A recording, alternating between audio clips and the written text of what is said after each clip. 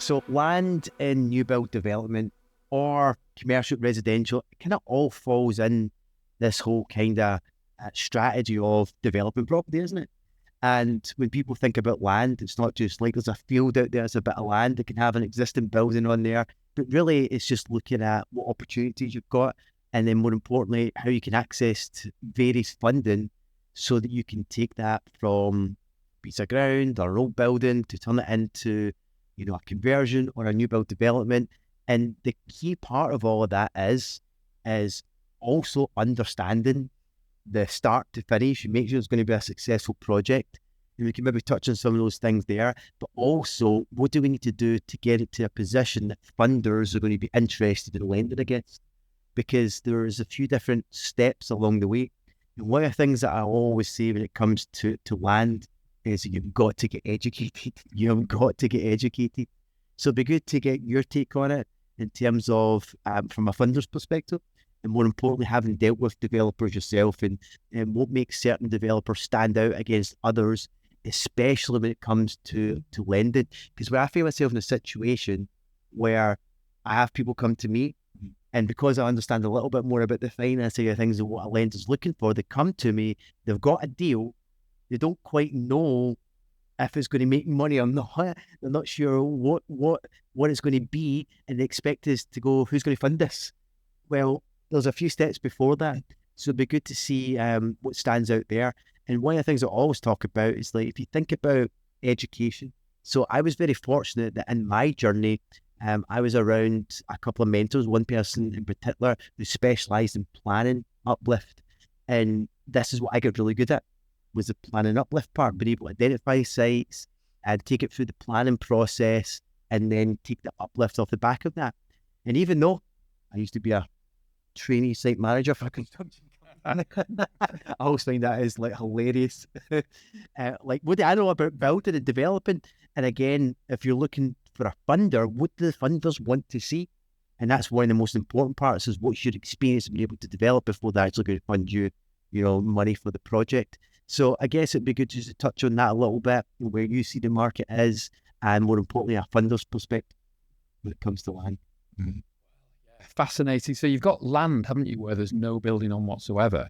And you've got, it could be a piece of property, as the Yanks say, piece of property, where it's like a commercial building and you want to turn it into residential. And you would generally use development finance for that. But if it's not got planning right now, people think sometimes that they can't get finance on it. But you can get finance on land, whether it's got planning or not. People quite often get confused as to how much they should pay for a piece of land. And I like what our friend Iain says, Iain Brierley talks about, where, begin with the end in mind, look at the end values of a property and sort of work backwards. What are the construction costs? All the professional fees, include those. There's a whole load of things that makes it different than doing a refurb. So it is extremely important to get educated in this arena, in this department. So that's what I would do. I'd look at the end values and sort of work backwards, and then you can figure out actually what is this piece of land or this property really worth. And with the finance side, if it's not got planning, you can get a bridge, remember, to acquire it. So it's not that you can't start development finance generally unless you've got the planning permission, but you can acquire it. So bridging to acquire it, get your planning, go through that process. And then when you've got your planning, you can start with the development finance and getting the guys on site, etc. Yeah. But from a finance point of view, generally you're looking at up to 75% if it's got planning of the purchase price, and then up to 100% of the development costs. With so the GDV is the gross development value. With the end value, lenders will generally lend between about 60% and 75% if it's like a stretch product of that end value. So, and there's also products, aren't there, Paul, where you can get 100% of the purchase price and 100% of the project costs in like a JV type arrangement. Yeah, they tend to have to be more sizable projects. I guess it depends where people are at in their property career. And what I would say is there's probably a quick acid test here. If you don't know what LTC stands for, or LTGDV, or LTV for that matter, if you don't know what a schedule of costs is, if you don't know what a cash flow analysis is and things, you probably shouldn't be going shoving a load of your dough into a land project, because your chances are you're going to lose a valuation fee and some legal fees and get nowhere. And we can tell, when people come to us, we can tell people who are either experienced enough to know what they're doing, or they've been and got an education on the matter. And, it's funny, I was speaking with Iain Brierley the other day, and he was just on about, in July, he's got this land and property development education course, and he's telling me all about it and what he's going to teach people. And he was asking those guys to come up and do a bit, and we're going to do that on the finance. And he said about some people who can be hesitant because it's the cost of the education. And when he told me how much it is, I thought, are you having a laugh? It's like less than the valuation fee. It's like the best insurance policy you could take out about not throwing a load of money away, because we get it where it is almost the back of the fag packet proposal, and people think if they can come to us with purchase price, and some of this is our fault because there is a starter for 10 level, isn't there? Mm-hmm. Just as it got legs, and that can be just basic heads of terms. What's it kind of going to look like?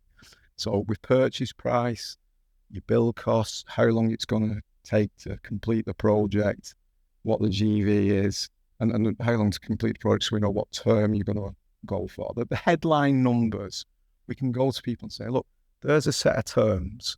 That's what it's going to look like. And then they can decide, is that a goer or not?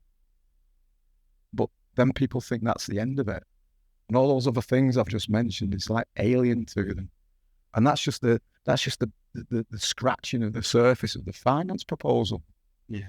And you forget all the other stuff that Iain goes through, which I've heard before, by the way, and who better to learn from than the guy with his experience, and someone who can build things on Deansgate in Manchester. Personally, I would be getting that education if I'm interested in land and property. And is there a market there? Are people still a bit hesitant because they're just worried about getting into stuff? Well, coming back to what Steve was alluding to, it's not just Iain who says that. You look at all our real successful big property developers and landlords, and they all make sure that they buy right in the first place. And some of them even say, even things that need a lot of work doing, once I've got that price right, I'm not interested. And they hand it to the construction team and off they go for the next deal. And so long as they're buying at the right level, it tends to work. But it's not just as simple as that. You do need to know what we've just alluded to there, or else I probably personally, if I was that person, if you don't know what all that means, don't get into it before you get your head around what all that's about, because there can be some serious, and we've seen clients come to us in massive pickles because they've got themselves into something that they didn't know enough about. Yeah. And you must know this, Paul. How many sites do your team look at and sort of pre-qualify and turn away because the numbers don't work? Yeah, absolutely. I mean, so I'm very fortunate that Iain Brierley, who we're all talking about just now, is that he's been a friend of mine for almost 16 years, 17 years. I mean, he's still talking to you. I mean, Iain's, I've said in previous episodes talking about my wee 2-bed cottage flat overpaid. Iain's had the privilege of sleeping on my couch there, that long ago. So it's crazy.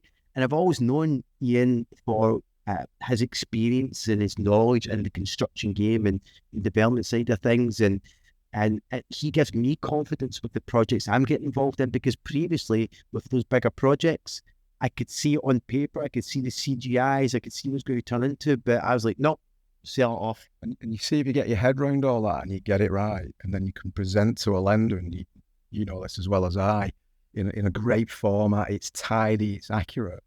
They look at that and they think, these guys know what they're doing. Yeah, we're going to throw the money at them.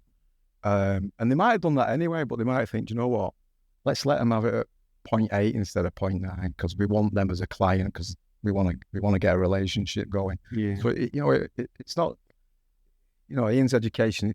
It's not just about making sure you do it right, but it's just as important that you don't do it wrong. Yeah. because that's where the trouble really starts. Yeah. Absolutely. Someone like an Iain who's got that wealth of knowledge and experience. And I see that with previous clients who've gone through his land development training, how they operate very differently.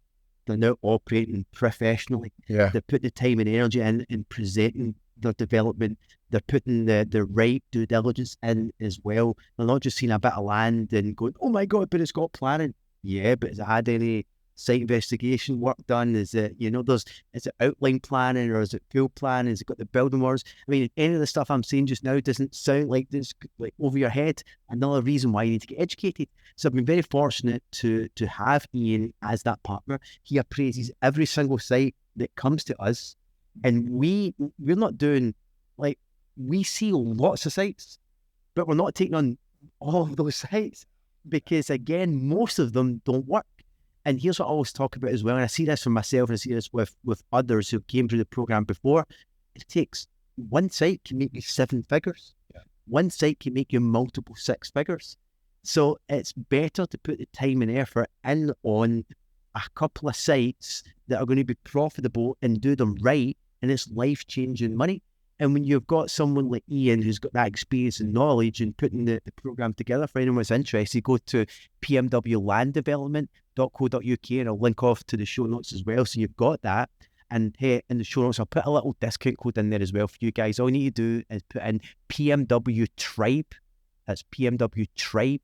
And you're going to get a significant discount off the investment if you want to go along and spend 3 days with Iain. So Iain is going to be there going through all of this program with you, teaching you how to find the right sites, how to do your due diligence, how to take it right through the whole process to get it ready to pass to the guys here that know how to fund a development, and then how do you execute to complete that project to have successful sales or, again, whatever the exit is going to be. It's important to get the right education and knowledge in this here. And I guess that's kind of been echoed, isn't it? Because you can see someone who doesn't understand the game, it sticks out like a sore thumb, and it's going to be an automatic, no, you're not going to get funded on it. Well, it's either a waste of their own time, waste of their money, and let's be honest, it can be a waste of our time sometimes speaking to them, but more so than anything, and listen, in one way, we couldn't give a monkeys whether they get educated or not, because that's all that's going to really affect us. But what we don't want to see is people, in effect, going under because they get it so wrong. Value to us are clients who know what they're doing, who do one project, then another project, then another project, and they don't fall over. Longevity of client is why we encourage people to really make sure that they know what they're doing, what they're getting into, and how everything should work. And no, you can't build something for £50 a square metre anymore, despite what your spreadsheet tells you. So yeah, definitely get educated. It's well worth the money. Yeah, I mean, education, full stop, for me has changed my life. And I would not be involved in the projects I'm involved in if it wasn't for being further educated and having Iain by my side. I'm very fortunate to have him as a close friend. We have a together. We've done a lot of stuff together. So being able to have him work on our bigger developments. In fact, some of our projects, he'll even be talking about his case studies at that event. And just to give you a flavour and a perspective when it comes to funding, one of our sites is for our 69-unit development in Glasgow. We're going to be on site this September in 2023.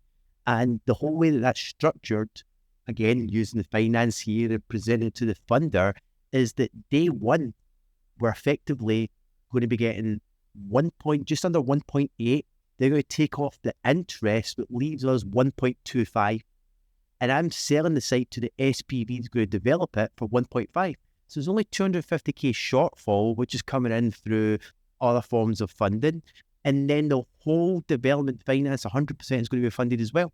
That wouldn't be possible if it wasn't for the likes of Iain structuring things, but more importantly, being able to present that to the funders to then take it to lending options to structure in a way where you're putting next to no money down the grand scheme of things, where that's got 4.5 million profit. So it just shows you in terms of different land development sites, that all started from obtaining a bit of land, taking it through planning, getting it ready for the funding side of things, and now we're going to go on site to develop it out. And that's just a bigger site. You can do this with, 1 home, 10 homes, commercial to residential, but it's important to get the right education and knowledge, especially when more numbers are involved. especially what is deemed as a higher risk. There's more things to do, your due diligence. And if you go through that process, then you're going to make sure you're going to have profitable deals you get involved in. So once again, if you're interested in all things land development, commercial to residential, go to pmwlanddevelopment.co.uk, use the discount code PMWTRIBE, and it's going to give you a big hefty discount off that too as well. And the reality is it's already a low investment compared to the trade-off of the knowledge, the education you're going to get. It's going to help you on your journey into this game as well. And as always, any comments, pop it in below. We will go over there and answer those questions for you. Make sure to subscribe to the channel too. So all the best, and bye for now.